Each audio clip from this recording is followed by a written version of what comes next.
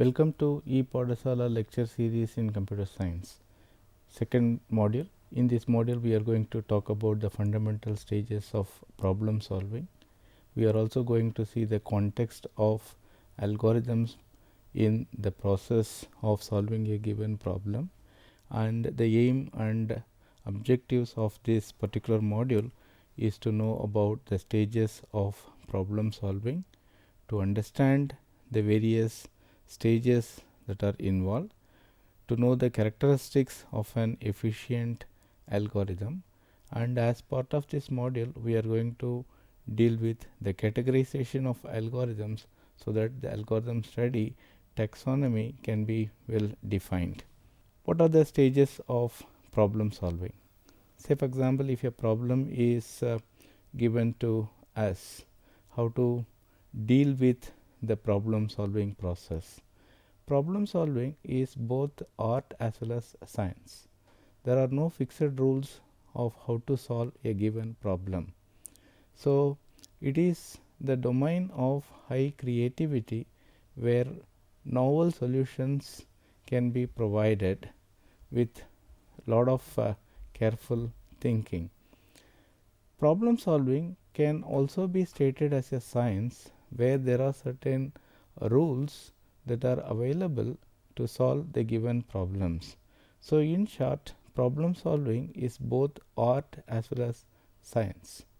So in order to formalize the problem solving skills, we have to identify the various steps, and for every step we have to use some standard principles to know better. So these are the various stages that are involved. Number one is problem understanding, then algorithm planning, design of algorithms, algorithm verification and validation, algorithm analysis, algorithm implementation, and finally the post-mortem or post-analysis of the algorithm development. These are the various stages of any algorithm development. We will concentrate these steps one by one. What is the necessity for problem understanding? There is often a saying is that a well understood problem is solved already in half. So problem understanding is very important. In algorithm study, the problem understanding deals with the solvability of the given problem. This is a domain called computability theory. Computability theory is a theory where we are trying to bother about whether a given problem can be solvable or not. You may wonder whether this is necessary. This is necessary because there are many problems that cannot be solved at all. Therefore, computability theory becomes a very important sub-study of algorithms. As part of this computability theory only, we are bothering about the better understanding of problems, and we are trying to develop some sort of a well defined problem statement that can serve as the input for the further stages of problem solving.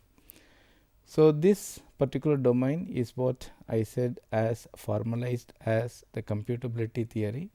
So here we are going to bother about the hardness of the problems, where we are going to bother about whether the problem can be solvable or not. The problems that are not solvable in nature are called hard problems. There are two types of hard problems are available. One is analytically hard problems and another is called the computationally hard problems. What is a analytically hard problems? There are many problems which require certain amount of knowledge which we may not possess. These sort of problems are called hard problems. A good example of hard problem is the Turing incomplete problem. So, given a algorithm, it is very difficult to say whether the problem will terminate or not. The Turing halting problem is a good example of the analytical hard problems. Similarly, there are certain problems which are computationally very hard. These problems do have algorithms, but it is very difficult to solve problems for a larger instance. For example, in module 1 we talked about the traveling salesperson problem. For smaller instances, TSP problem has got a well defined algorithm and solutions. But if the number of cities becomes larger and larger, if the number of cities becomes vast, suddenly it is very difficult to solve the problem in computers. These sort of problems are arising because of the limited resources of computers. These problems are called the computational hard problems. So, one advantage of a thorough problem understanding is that if the problem comes under the hard category, then perhaps we can suggest some alternative strategies for dealing with these sort of problems. So, once the problem is well understood, we have to generate some sort of a problem statement. Then once a problem statement is generated, where if we come to a conclusion that the problem indeed has got a solution, then we can go about the planning of algorithms. So, in planning of algorithms, we do these sort of activities. Number one is we are trying to take a choice about the computational devices. So, what is a computational device? A computational device is a theoretical or mathematical model. What is the necessity for theoretical model? Say for example, if I try to develop a solution, I should not develop the solution in the context of, let us say, machine X or Y.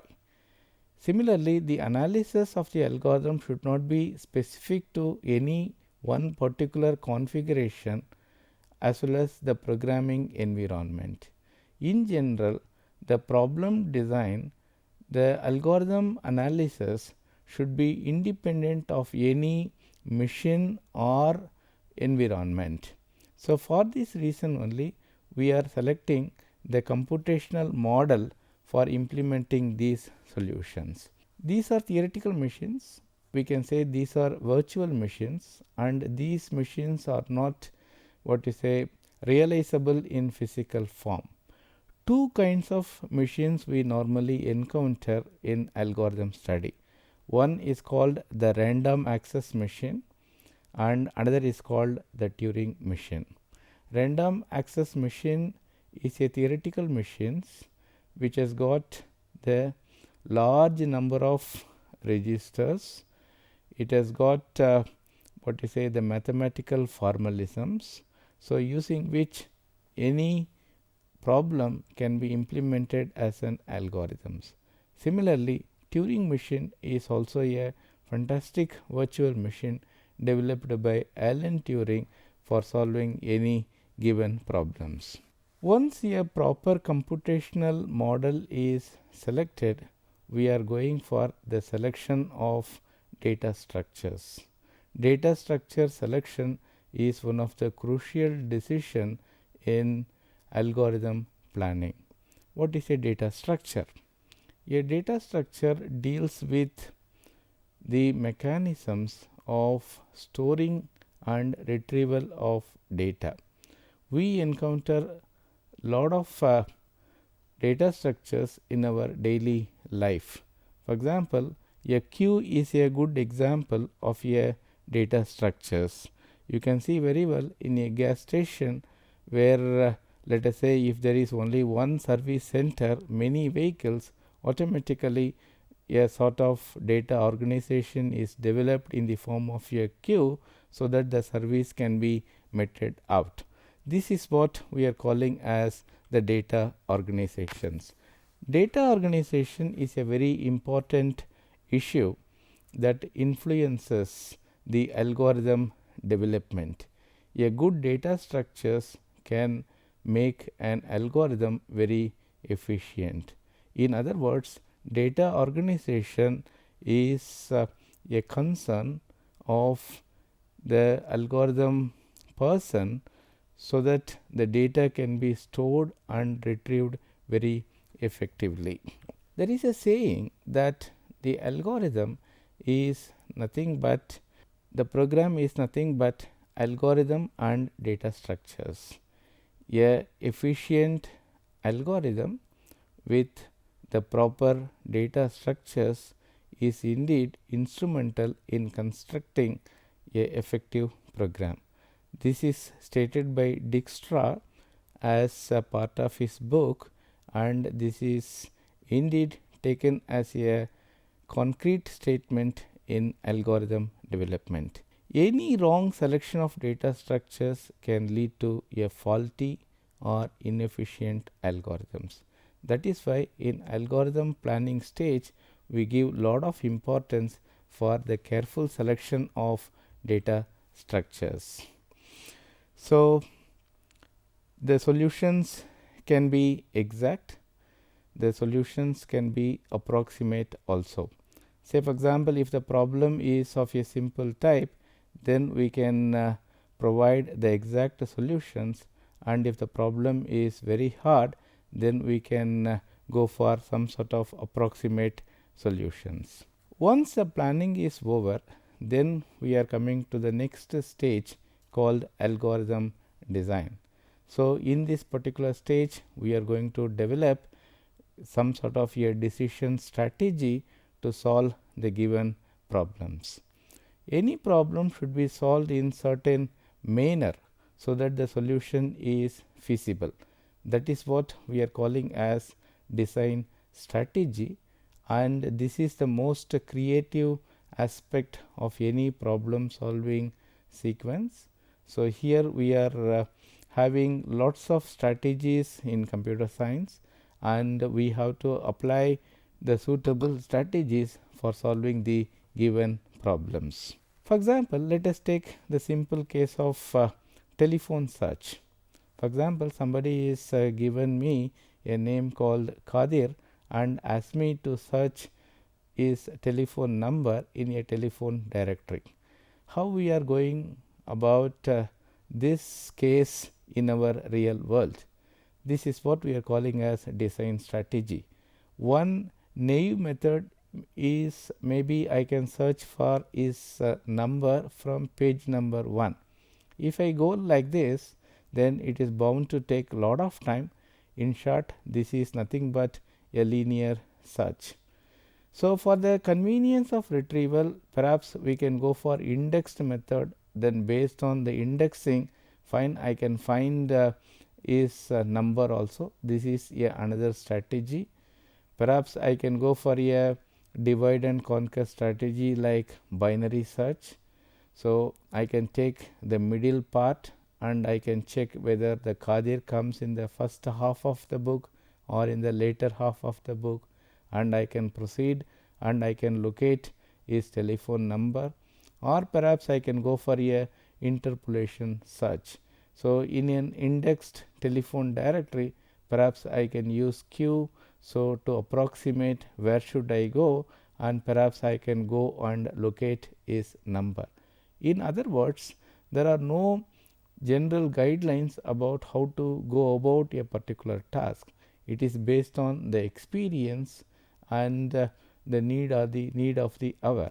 So, based on that, we land upon a strategy which we are calling as the design strategy. So, in this stage, we also specify these design decisions as a document. So, how to generate this document? We can write all the things as a plain statement. Say for example, I searched for the name Kadir using this procedure in a natural language like English or Tamil. So, this is also possible. But the problem with this approach is that the natural language is ambiguous in nature. Every word can convey different meanings to different people in different way. So, the instructions which I write may be ambiguous, therefore, natural language is not generally useful for writing these sort of documents. How about mathematics?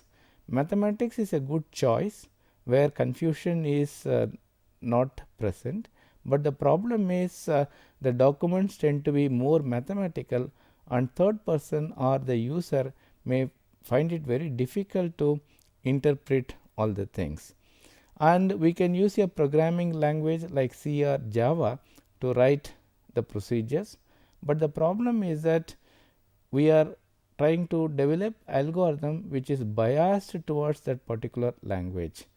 Let us say if I write all the algorithm in a Pascal manner, and if a person do not know about Pascal, then he may not able to interpret what this document is all about.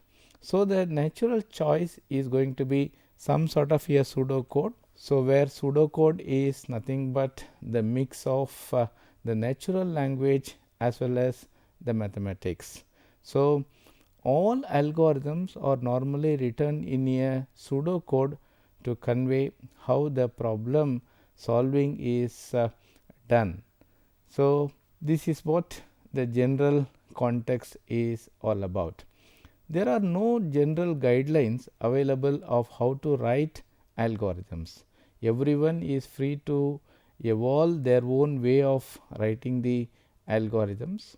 So, we will also develop some sort of a consistent style in order to write algorithms. Once the design strategy is over, then once the document is generated, then we are going for the stage called algorithmic verification and validations. So, what is a validations? Any algorithm which we write is supposed to generate the expected output. So, I will give lots of legal inputs, and I am going to check whether the algorithm is able to generate the expected output or not. If the output is right in the context of the given input, then I can say that algorithm validation is carried out. Then once the validation is over, once I know the algorithmic correctness, then I can go about the verification process. So, where I can try to give some sort of a proof about the quality of the algorithm that has been developed. So, mathematical proofs are very important in algorithm study. So, mathematical proofs are often very rigorous and often better than the scientific experimental methods. In science, normally statements are made based on certain observations, but as observation changes, the statements also do change. So, that is the reason why in science often an contradicting conclusions is being made. Compared to that, mathematics proof is often rigorous. It takes a lot of time to generate that, but once it is generated, it is considered as the sacrosanct.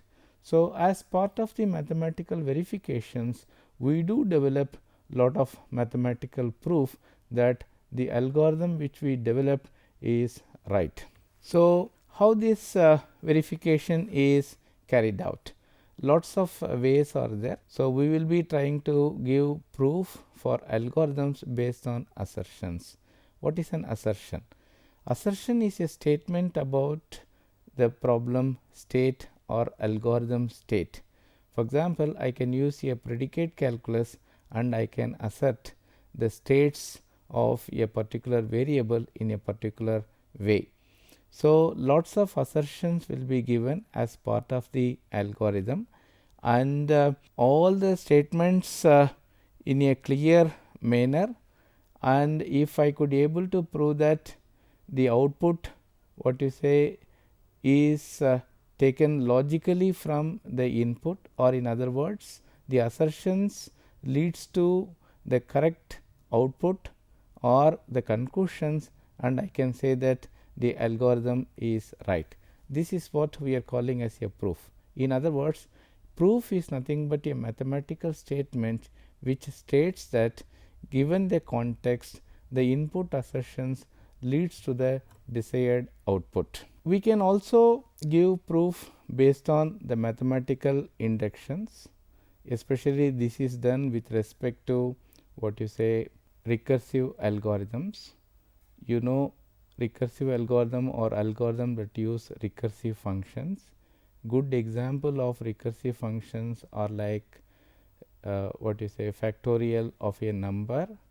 So, for these sort of algorithms we can give what you say proof based on mathematical inductions. Mathematical inductions define a base class, it defines an inductive class, and we can prove that for these instances the algorithm works, and if we take an inductive leap and proves that the algorithm works for n plus 1 or 2n, then we can say that the algorithm works correctly.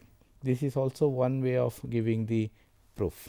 Once I know that the algorithm works correctly, in other words, if the correctness of the algorithm is established, then we can go for the next step called algorithm analysis, where we are going to bother about the efficiency of the algorithms.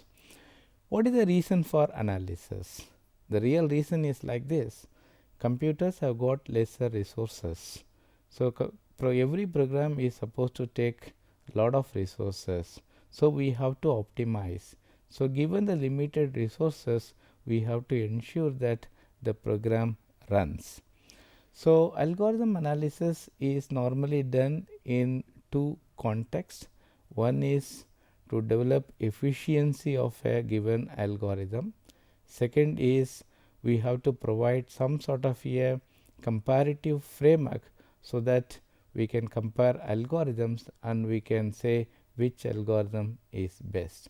In other words, the context is given a problem, I have to develop algorithm A, then if necessary I should be able to compare algorithm A with all other algorithm to quantify whether my developed algorithm is right or not. This is what we are calling as the algorithmic complexity theory. So, algorithmic complexity theory is the field of algorithm that deals with analysis of solutions in terms of computational resources and optimizations. So, this is a very important study like computational complexity, where we are trying to bother about the analysis of algorithms. How to compare algorithms or how to analyze algorithms? For that we require some sort of measures so that we can make assessment and comparisons. These measures are of two types. One is subjective measures and another is objective measures. What is a subjective measure? Subjective measures refers to ease of implementation and algorithm style. Say for example, if I give a problem to a class of 30 students, 30 students will develop algorithm in different manner. So, how can I compare all the things? So, I require some sort of a measure. Maybe I can use the algorithm style and I can say which algorithm is better. This is a good approach, but often can lead to problems. The reason is subjective measures change from person to person. Therefore, I require some sort of objective measure. Objective measures are related to time, space. It can refer to any resources like bandwidth, cache hit, etc., etc. So, normally we use time or space in order to characterize the efficiency of the algorithms. We will see what is the time complexity. Time complexity measures the time taken by the algorithm for an scaled input. In short, we are trying to estimate how much time will be taken by the developed algorithm A. So, when we say time, we have to be very precise. There are two types of time measures. One is called as execution or compile time, and another is called run time. So, execution time or compilation time is the time that is required for compilation, and that is not important for algorithm study, because an algorithm can be implemented as a program and can be compiled multiple times. Therefore, we are more bothered about runtime only. In other words, runtime is the time that is taken by the algorithm to produce the results. So, time complexity measures how much time that is taken by the algorithm to produce the result. So, once time complexity is over, then we will do space complexity, where we will try to measure the amount of space that is required by the algorithm. Once analysis is over, then we will try to implement these as part of a program. Programs are nothing but algorithms in action. We try to choose a programming language to implement these algorithms. Once the program is available, then we will try to do the post-mortem analysis, where we will try to find the answers for these theoretical questions. This post analysis is very important to have a hindsight about the problem solving process. So, here we will try to know about the limits of the given algorithm. We will also know the theoretical limit of the given algorithm. We will try to analyze whether the given algorithm is efficient or not, and then we will try to make a study about whether any other algorithms are available for solving this particular problem. In other words, we can say that problem solving is a cyclic process. It is not a linear flow, because in any stage we will encounter a problem that can force us to backtrack to the original cycle, where we will try to rectify all the things. In other words, the problem solving is a cyclic process. And in algorithms, normally we will classify the algorithms so that we will make a deeper study. There are plenty of ways of classifying the algorithms. So, we can classify algorithm based on the implementation, design and tractability. One popular way of classifying the algorithm is to classify algorithms as iterative algorithms and recursive algorithms. Iterative algorithms are deductive in nature, and recursive algorithms are the algorithm that use recursive functions. The recursive function is a function that calls itself conditionally. The good example of recursive algorithm is factorial of a number. So, this is one way of classifying the algorithms. Another way of classifying algorithms is based on implementation using the context of processes. This is classified as the sequential algorithms and parallel algorithms. Similarly, based on the solutions, algorithm can be classified as exact or approximate. For harder problems, the approximate algorithms are relevant, because the exact solution may take lot of time. Similarly, based on the implementation, we can classify the algorithms as the deterministic algorithms and randomized algorithms. In deterministic algorithm, there is a guarantee that algorithm will terminate, and in randomized algorithm there is no such guarantee can be given. Similarly, based on the design, we can classify the algorithms based on the strategies. The algorithm study is replete with lots of design strategies like divide and conquer, greedy approach, dynamic programming, etc. In the subsequent modules, we are going to deal a lot about these paradigms.